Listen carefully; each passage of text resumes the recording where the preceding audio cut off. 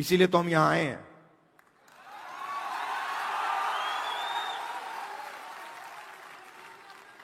तो तकरीबन 90% दलित, आदिवासी, पिछड़े वर्ग के लोग माइनॉरिटी हैं। और अगर आप उन अफसरों की लिस्ट देखें तो 90 में से 3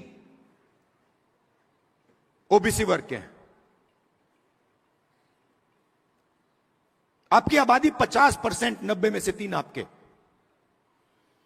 और अगर हिंदुस्तान की सरकार 100 रुपए खर्च करती है बजट में, 100 रुपए बांटती है, तो ओबीसी अफसर 5 रुपए का निर्णय लेते हैं।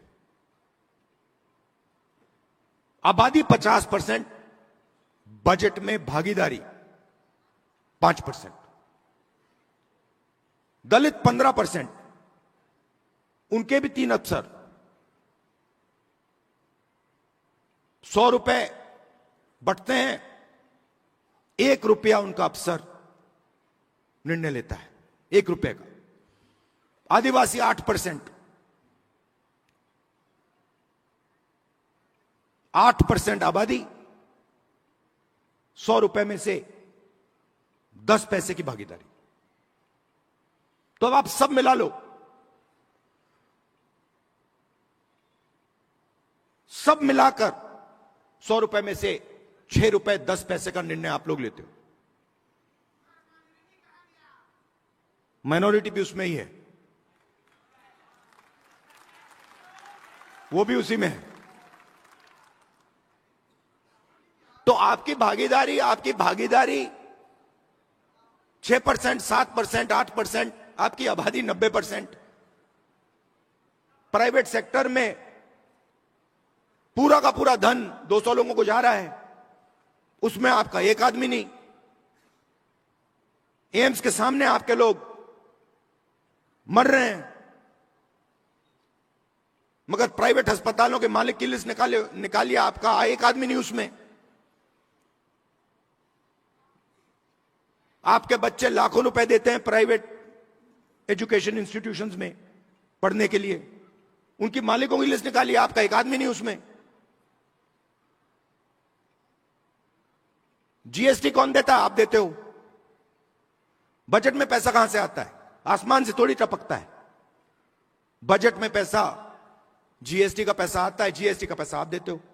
जितना पैसा अदानी, अगर अदानी शर्ट खरीदेगा, यही शर्ट जो आपने पहन रखी है, अगर वो यही शर्ट खरीदेगा, जितना टैक्स आप दोगे उतना टैक्स वो देगा।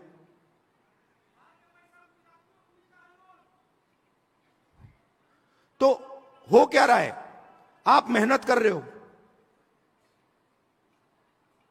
आप जीएसटी दे रहे हो, आपके जेब में से पैसा निकलता है, महंगाई बढ़ती है, आपका पैसा कहां जाता है? प्राइवेट अस्पताल में जाता है, प्राइवेट यूनिवर्सिटियों में जाता है, सीधा ट्रांसफर हो रहा है। दलित, आदिवासी, पिछड़े वर्ग, माइनॉरिटीज, आपके जेब में से पैसा ट्रांसफर हो रहा है बस, और आप देखते रह रहे हो।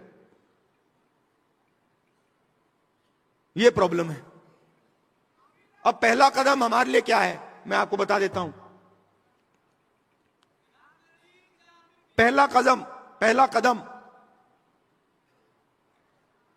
हमें यह पता लगाना है कि सच्ची स्थिति क्या है, सच्ची सिचुएशन क्या है।